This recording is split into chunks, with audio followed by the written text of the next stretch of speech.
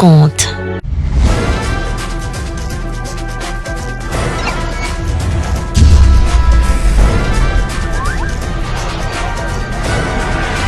Equinoxe Télévision, au-delà de l'image, nous rendons compte.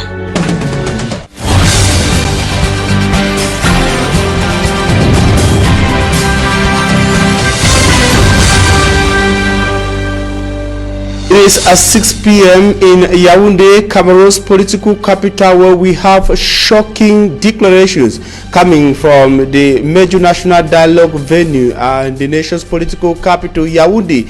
Diaspora participants have threatened to form a bloc and contest against what they qualify as the unfolding of events within the context of monologue. Monologue is the word they use in describing the current dialogue ongoing in the nation's political capital, Yaoundé. Akere Tambegmuna, on his part, says it is a show.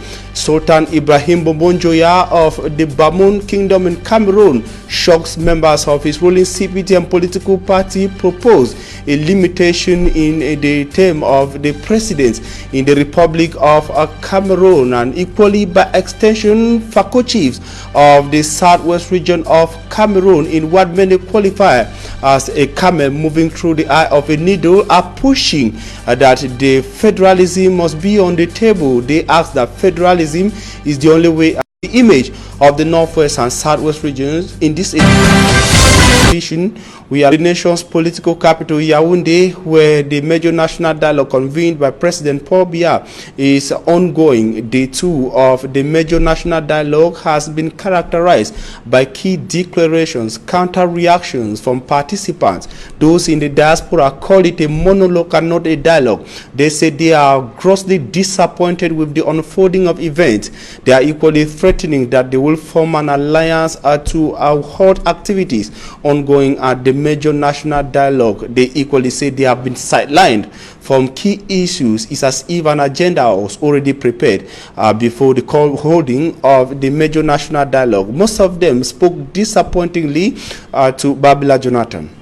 We equally have people coming from the diaspora who are taking part in this major national dialogue at the Yaoundé Conference Center, and many of them are expressing disappointment with what has been happening here at the Yaoundé Conference Center. Many of them saying that it's not a dialogue but a monologue, and we have one of them with me here. Her name Merlin Ndwa. You're welcome. Thank you.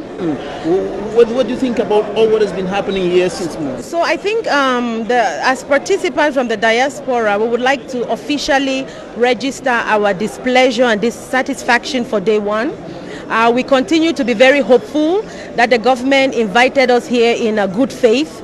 So far on this day 1, we haven't seen any good faith, because from day 1 it's been a monologue and not a dialogue. So we just want to officially register with the press and let the people in the diaspora that were here to represent know that so far day 1 was not, we didn't see any form of dialogue. It's been a monologue so far. Are you saying that you have not said anything up to now? No, actually, and the commissions have already been planned. We didn't have any input, because I'm thinking that dialogue, we're supposed to be part of the planning process and decide together. We're supposed to vote our rapporteur and who we want to represent us and lead the commissions, but we came and everything had already been prescribed. We didn't have any input. So we're very unhappy, and I'm going to let my fellow diasporans also lodge their complaint. Padi Asanga, what is the problem? Actually, Babila, you heard it when Mr. Jacques Bimay just said that he was going to accumulate 2 functions. He was going to work in the Diaspora Commission and work in the Decentralization Commission. It already tells you the mindset of these people, that they are not ready to de-equalize the situation. We came here because we did not want to play the politics of empty chairs.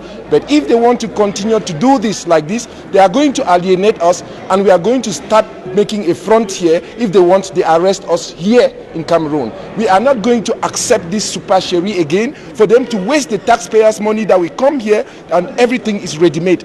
Who spoke for the diasporan that were caught here? They paid us from the taxpayers' money, paid our flight to come, and they had chosen people to speak whereas they had paid our flight. Who spoke for the diaspora? Babila, can you answer me that question? Let one of these CPDM big hooks come and tell us who spoke for the people in the diaspora. So we are not going to keep making the same mistake and expecting different results. It is impossible. I'm telling you, we have come here to put up a very strong front, and we are not going to leave them, but we are going to make sure that the people, the buyer, the front, the people who have sponsored this thing know that it is a supercherie, and we have come to be the vanguard, and we are going to say it as it is. Since they want us to talk, let us talk. If they want to solve the situation, they will solve it. If they want to radicalize us again, then let them do it. They are free to, but we have chosen not to go that road because we have lost a lot of life. People are coming from nowhere to talk about the Anglophone problem, which they don't know, and they were some of the people were even sleeping. If you were in that room, I tell you, it would have been a scandal. Most of these old people from the CPDM spend their time sleeping, and they say they are talking about the Anglophone problem. Another diasporan, Wilson Same, who is the general coordinator of the Federalist movement, say he has wasted his time coming for this dialogue. He spoke to Babila Jonathan. General coordinator of the Federalist movement, you're welcome. Thank you very much.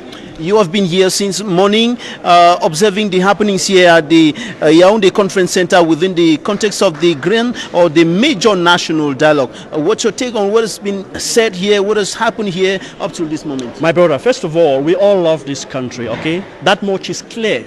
That's why some of us accepted the invitation from the government to come. But what we have noticed is that all habits die hard. At the heart of the Anglophone problem is hyper-centralization of power, which means the country is being run primarily by unelected, appointed officials. This government, in the face of this crisis, proceeded today to appointing bureau members of the various commissions. Not a single member of the diaspora is in any of those bureaus. We think it's ridiculous. Let's stop pretending. Let's stop kicking the can down the road. It is time to be honest with ourselves. Let's be honest. And finally, stop this top-bottom approach. That's why we're talking about a federation, which is a bottom-top approach, where power truly belongs to the people and not the people on top. You belong to which commission, and what's going to be your contribution throughout these 4 days of discussions on the Anglophone crisis and other socio-political problems affecting Cameroon? That's what I was just telling you. We don't even know what is going on. We don't even know which commissions we are going. They are going to publish a list on whose name? Who? Come on, we're not here to joke. Let them give us the opportunities to belong where we want to belong. I want to talk about their so-called decentralization, which is a charade. I want to be there. That's why I want to be, so that I can tell them how federation is more beautiful and a better system than decentralization. Wilson Isame, what are your expectations? To be honest with you, my brother, I don't have much of an expectation. I'm beginning to think this is a waste of my time. I'm serious about this. But you're going to continue discussing in order to find a way, right? Yes, I'm here, and I'm going to continue to participate. That's what dialogue is all about, right? You talk, and hopefully you reach a solution. Sultan Ibrahim Mbombonjoya of the Bamon Kingdom, who is equally a bigwig of the ruling CPTM, a political party in Cameroon, took to the rostrum yesterday equally and shocked members of his political party when he went further to push for a limitation in the presidential term in Cameroon. The Sultan of Bamon equally declared some issues which, according to observers, were not found on the official program presented by the team charged to head the national dialogue in Yaoundé. More with Innocent in the following report. Sultan Ibrahim Mbombonjoya, the ruler of the Bamon, who is also member of the Cameroon People's Democratic Movement CPDM party, made the shocking proposals during the national dialogue event in Yaoundé Monday. The ruler of the Bamon, also member of the Upper House of Parliament, during an address presented at a plenary, requested for a revision of the country's constitution as well as the electoral code. He as well demanded for the institution of presidential term limits of 5 years, renewable ones. Amongst other things, the CPGM top official asked for a two-round presidential election, granting of clemency to some detained persons, as well as the release of all those incarcerated during the post-election crisis in the country. Many Cameroonians have described his remarks as startling because he has rarely made such outing. It should be recalled in 2009, Parliament had overwhelmingly approved a bill that later removed a two-term presidential limit in the country. 15 lawmakers opposed to the constitutional change walked out of the National Assembly session and did not cast their votes.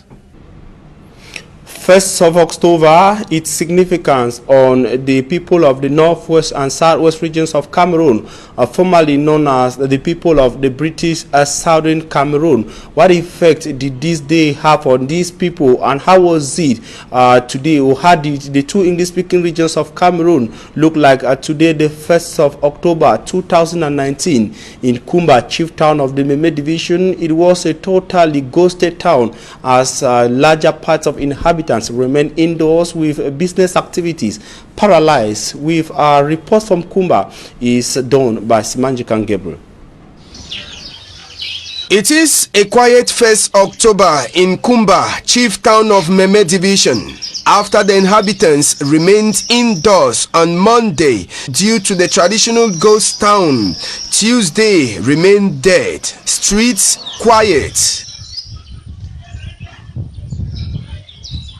without little movement, and security officers stationed at major roundabouts in town, notwithstanding the threat from the senior divisional officer Chamberlain Ntundong and government delegate Victor Nkelengo. Even the Kumba main market was not operational as business operators remained home.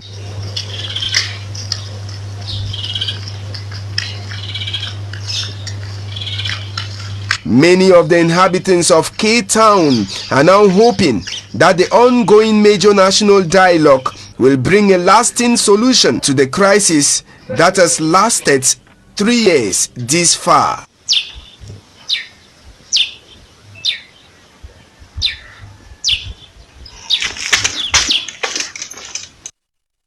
And the current impasse in the northwest and southwest regions of Cameroon started with the protests of lawyers and teachers in 2016, whence confrontational in 2017 became a crisis 2018, and now you can begin to tell the effects so far. We are in 2019 with international non-governmental organizations putting the number of those displaced at over 500,000, and with over 2,000 persons killed in the northwest and southwest regions of Cameroon, with a lot of atrocities committed. A rundown of how the crisis started and how it's been degenerating is contained in a book compiled and presented recently in the University of Buea. Derek Jato was there and took keen interest on how the author traced the starting and degeneration of the Anglophone crisis. Historians have it that the Anglophone crisis is as old as the country itself, but the escalation phase of what has today graduated into an armed conflict started from the lawyers and teachers strikes before the appearance of separatists on the picture. And since 2016, everything has changed in the Anglophone regions of Cameroon. And at a time that President Paul Biya is calling for dialogue, some scholars who have been living the situation and taking down note of happenings in the restive northwest and southwest regions have also made public their perspective in a book, Anglophone Lawyers and Teachers Strikes in Cameroon, 2016-2017, a multi-dimensional perspective. And to Dr. Kingsley Ngange, Head of Department of Journalism and Mass Communication of the University of Buea, one of the editors, the motivation behind the publication is for preemptive measure.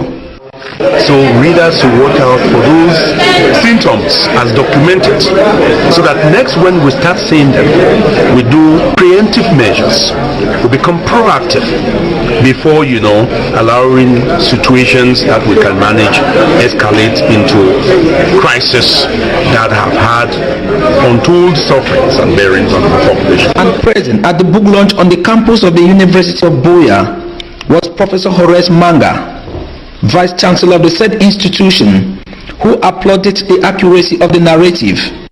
This 302-page document, many say, is a toll for any venture into the history of the two Anglophone regions. The war in the northwest and southwest regions of Cameroon, as some people put it, has been having an effect on the neighboring localities of the 8 French-speaking regions of Cameroon. Much of the impact has been felt in parts of the west region of Cameroon and in the littoral region of Cameroon. And one of the hard-hit localities in the littoral region of Cameroon is the Mongo division, where we've always had reports of cross-border conflicts from the conflict-hit southwest regions of Cameroon at the time when the major national dialogue is ongoing in the nation's political capital, Yaoundé. Inhabitants of the Mongo division have been expressing the wish that resolutions at the end of the major national dialogue be able to address the issues in the northwest and southwest regions. More with Smart Njikan Gabriel. As the major national dialogue continues in Yaoundé, the mayor of Melon Council, situated in the Mongo division, says effective decentralization will solve the problems faced by average Cameroonians. The mayor is being voted by the population. After 5 years, he should be changed. We want that decentralization should be effective and it will go well for everyone, whether those in the northwest and southwest. Federation or decentralization are the same, because money meant for Melon Council will be given to Melon, just like money meant for Kumba Council will be given to Kumba. Any mayor who doesn't work should be replaced. The same thing, because they go give money for Melon, give money for Kumba. If he mayor for Kumba no work fine, they will move and put other one, all thing work fine. For the mayor, it is because of the poor implementation of this law that many people in the northwest and southwest regions are now angry, and it's time for the government to correct that mistake. Apart from the aspect of decentralization, the inhabitants of the locality of Melon are expecting much from those selected who are participating at the major national dialogue to bring back better results. Those who have been chosen to represent the population at the major national dialogue should go with a clean heart and say only that which will help the suffering people, not to go and drink, get drunk without coming back with fruitful results. 5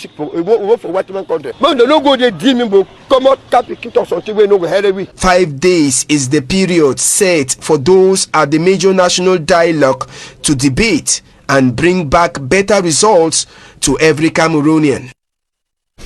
And observers and experts have continued to argue that average Cameroonians need much power at the levels of the peripheries or at the local levels to be able to manage their affairs. They say such problems could, such atmosphere could help solve problems like the one faced by government school Dagala in the far north region of Cameroon. The school is faced with an advanced state of dilapidation at the level of its structure, and the people are calling on the powers that be to see into the situation so learning and teaching can be conducive in that part of the far north region. But before we have that report, indications that our special envoys to the nation's political capital Yaoundé, Babla Jonathan and Cedric Nufele, are on the line on latest developments from the Grand Major National Dialogue. Let's go over to the nation's political capital Yaoundé.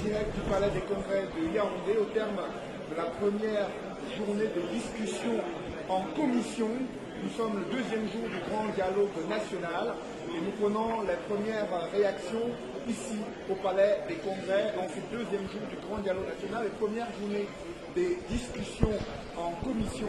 Et sur ce plateau spécial, je suis avec Jonathan Babila. Jonathan, bonsoir. Right, Cedric Nufili, and right away we are receiving the Auxiliary Bishop of Bamenda, His Lordship Michael Bibi. You're welcome. Thank you very much. How are the works unfolding at the level of the commissions? You are at the level of the commission in charge of the IDPs and the refugees. Yes, today we have been busy working at the level of the various commissions, and the commission that I happen to have been working in is a commission that is supposed to work in order to facilitate the return of the refugees and also those who are internally displaced both in the country and out of the country. And today we've started by asking ourselves what caused the refugees to leave both regions, that is the Northwest and the Southwest region. Of course, because of the present crisis that is affecting the region, what we call the Anglophone crisis, there were lots of gunshots from the point of view of the military and also from the point of view of the Amber fighters. And because of the gunshots, many people felt insecure, and some left the region to other parts of Cameroon, while others went into hiding as refugees in Nigeria. Also because of the fact that it is difficult in order to have children go to school in some of the areas of the Northwest and the Southwest region, some families who are better off or who have relatives and friends somewhere else out of the region decided to move out of the region in order that their children should be able to go to school. Of course, because of the destruction of properties and personal belongings of some of the citizens who were living in the North and the Northwest and the Southwest region, they were forced to leave the region. So our commission is actually looking for concrete ways and means that we can enable the refugees to come back and also enable the IDPs to come back to the region. Now, globally speaking, you live in Bamenda, which is one of the most affected areas of the two Anglophone regions as far as the Anglophone crisis is concerned, and you have a mastery of the situation on the ground. Globally speaking, when you look at the unfolding of the major national dialogue in all its aspects, do you see a solution, a concrete and pragmatic solution as requested by the Prime Minister coming out of this meeting? I think that if we have been called to come for this national dialogue is because we want to get that pragmatic solution that will be able to resolve the problem. And as you rightly mentioned, I live in Bamenda and I work in Bamenda, and there are actually 5 divisions that make up the Archdiocese of Bamenda. And the Archbishop of Bamenda and myself, we have been involved in going around for pastoral visits. It's actually a challenging situation. The points that we have discussed, not only in our commissions but in the other commissions, and the points that we discussed yesterday during the plenary assembly, it is my wish and hope that if these points are all tabled to the head of state and the points are implemented, we can have a way forward. But if the points, some of them are not taken, and even what we propose are not being implemented immediately, for those that can be implemented immediately, then it will be very difficult for us to resolve the crisis even after the dialogue. What are some of the major points that should come out of this meeting and should be implemented to take us, or to take Cameroon, notably the Northwest and the Southwest regions, out of this crisis? Yes, the Bishop of the Bamenda Ecclesiastical Province, in our pre-consultation discussions with the head of government, the Prime Minister, we had mentioned that it is good for us to go back to the root causes of this problem and look at the cause of the problem. And if we look at the cause of the problem, it will be able to, give us solutions that will be concrete, that will not be solutions that are artificial, because if we don't have concrete solutions as far as the real problem is concerned, then I don't think that we are going to have any headway as far as the problem is concerned. So it is our prayer and wish that the various commissions that have met today and that will continue to meet tomorrow, that the various proposals that they will make to the Prime Minister, head of government, those proposals in the short term and in the long term should be looked into and implemented so that we can come out of this present situation. The auxiliary bishop of Bamenda speaking to us, Cedric Nofeli.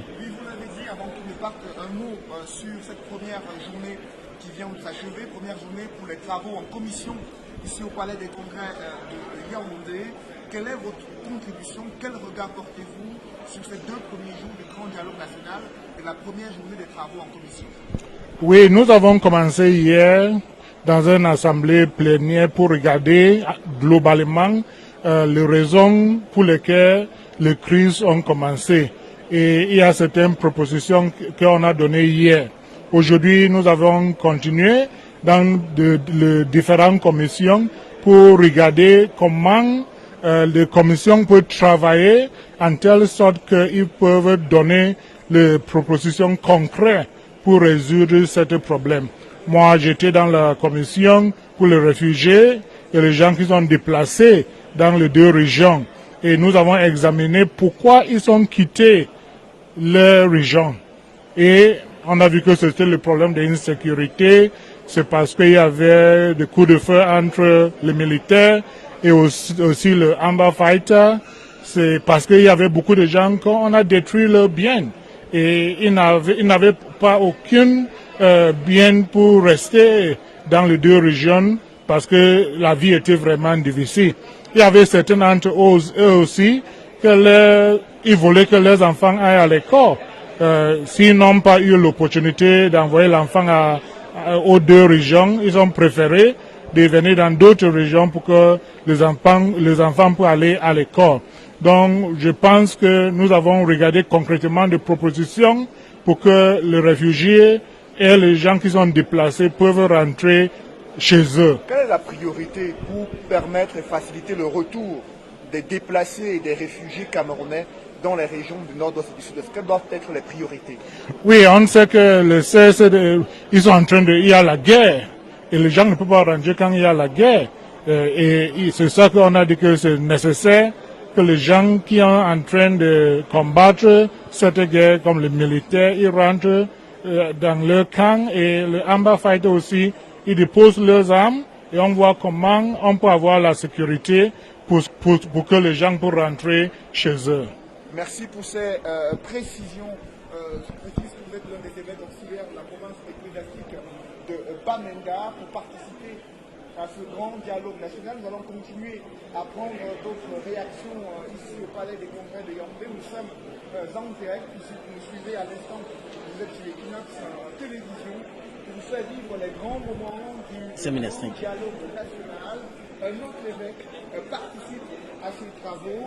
Il vient du chaudron de la crise anglophone pour partager avec nous son expérience et les propositions qui ont été faites dans cette première journée.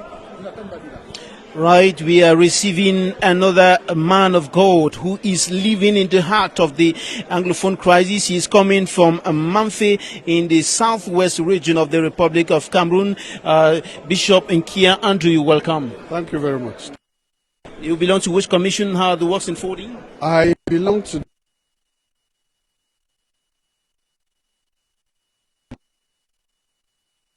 3 bishops in that commission and the moderator of the commission. With men of God loaded in that commission.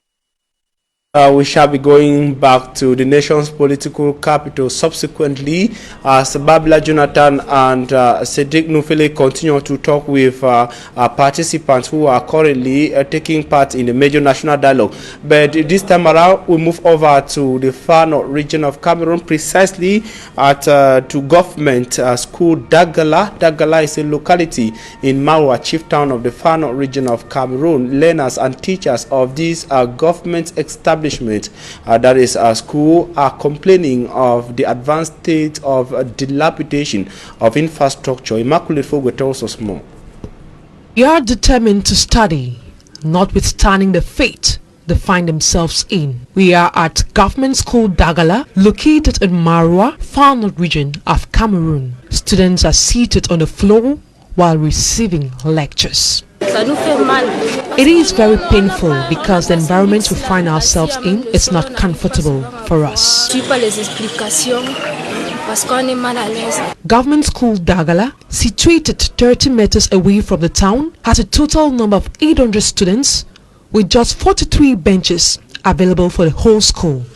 Efforts have been put in place by the Parent Teachers Association, but the situation has not been tackled adequately, as explained by the principal.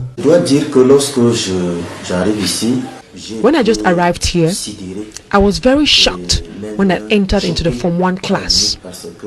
These innocent children were all seated on the floor. I felt really bad for them. This is a reality we find ourselves in. Apart from the inadequate number of benches, the dilapidated state of the buildings is a call for concern. The lack of roofing sheets exposes these students to all kinds of danger. Access to the school by the students and teachers entails a lot of courage due to the poor state of their bridge. The education of students of Government School Dagala is greatly threatened by the environment they find themselves in. All hope is geared towards the immediate reaction of the government towards their situation. Rumor of an eventual eviction of inhabitants from the EQUINOXE neighborhoods of the city of Douala is causing panic and fear within those living in that part of the city. They said rumor indicates that the eviction exercise is being prepared by authorities of the Douala Autonomous Board, who are the owners of the land wherein they currently harbor. More with Emin Eluga. It is almost based on rumors that those inhabitants of Upur, a neighborhood in the Douala 2 Council area, are expressing the state of unhappiness based on the planned eviction of persons living within a portion of land in the area said to be owned by the Douala Autonomous Seaport. The matter now presently is, I had an information that from the chief of block that the people of Port Autonome wants to come and block our houses. They want to take back their land. But I know that before coming here in UP, I know there is a law in Cameroon saying that they don't block people 2 times in Cameroon. We had these plots, we were staying with our brothers, which they broke them, they break the houses in the Dansen UP. Before coming to give us new plots here. Irritated and so worried about the situation, the population directly concerned, as per the eviction, have requested administrative documents backing and proving with legal justification the scheduled act by the Douala Port authorities. 12 hours experienced by the angry crowd, which finally ended with words of appeasement from the divisional officer of the Douala 2 municipality, Dr. Didier Bijar, who reassured the population that no eviction will be done as it's now. We would note that the population of Upur is aware the area is owned by the Douala Autonomous Seaport, but all they long for, as it's now, is to be pre-warned before any field work be operated on the land, which could jeopardize their stay on the said portion of land. And that report from Emin Eluga brings us to the end of the primetime newscast on Equinox Television. We thank you for your very kind attention. We shall be leaving you, but not alone. We are leaving you in the company of Babila Jonathan and Cedric Nufile, who are currently at the Major National Dialogue venue at the Yaoundé Conference Center. Nos villes, avec la cessation de feu, que les réfugiés peuvent rentrer en paix. Comment vous appréciez la participation de certains jeunes présentés comme les ex-combattants des groupes armés dans ce grand dialogue national? Moi, je suis content parce que il y a beaucoup de Camerounais qui ne croient pas que ces jeunes combattants sont réels. Ils pensent que c'est un arrangement de gouvernement. Mais ce n'est pas vrai. Parce que moi, je connais plusieurs de ces jeunes qui viennent de chez moi, qui nous avaient terrorisés pendant 2 ans. Mais maintenant, je les vois, n'est-ce pas, à côté du Premier ministre, comme il fait leur discours. C'est la vérité. C'est pour dire qu'il y a certains jeunes qui étaient impliqués dans cette affaire-là, qui sont sortis de la forêt. C'est pour dire que si on continue avec la négociation, plusieurs autres peuvent aussi sortir de la forêt. Ça, c'est quelque chose de très important pour moi. Merci pour ces précisions. Nous sommes au palais des congrès de Yaoundé pour faire vivre les premières réactions au terme de cette journée de discussion entre les participants dans les différentes commissions qui ont été mises en place jusqu'ici. Merci pour votre réaction. On va continuer, Jonathan Babila, à prendre d'autres réactions des Camerounais, des participants à ce grand dialogue national, ceux qui se trouvent dans les commissions, qui ont pu exprimer leur point de vue durant cette rencontre. Right, Cedric. We are receiving right now the Secretary General of the High Court of Cameroon. Okay, you're welcome. You're welcome. Thank you so much. Yes, I'm Reverend Dr. Ella from Dallas, Texas, in the United States of America. We are happy to be here to come and help. For me especially, I think that our personal concern is that after all, Cameroonians are suffering. After all, there are people in the butcheries sleeping in the very bad conditions. After all, there is no peace, and peace does not have a price. We believe that if the price to pay is to come and discuss for people to have peace in this country, is the reason, the main reason why we travel from abroad to find ourselves here and to do whatever we want to do to help this problem be solved. You're in which commission and how the work's unfolding there? Yes, I work in two commissions. I went today for the diaspora, the contribution of the diaspora, of the solving the problem, and the special, the start of this diaspora. That means I'm Commission 7, and also work in Commission on decentralization and local development. But my personal concern about these two commissions, especially about the diaspora. Many people were frustrated, beaucoup de gens ont été frustrés. Et il faudrait spécialement que la frustration soit estimée. J'ai connu quelqu'un qui disait autrefois, quand quelqu'un a envie de dire quelque chose et que vous l'étouffez, il se sent vraiment étouffé et il ne peut pas avancer.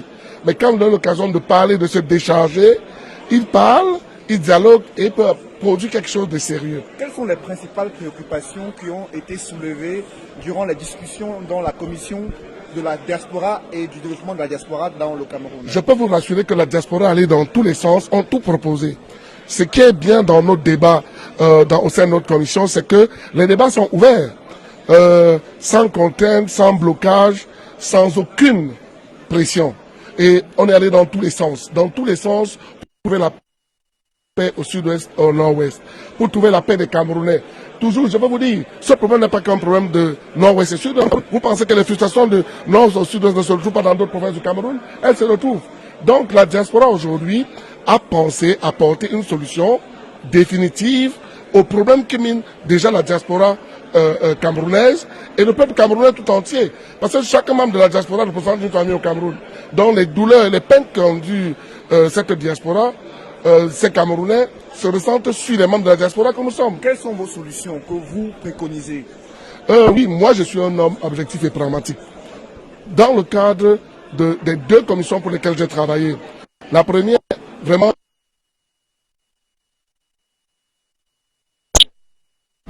they continue to receive participants.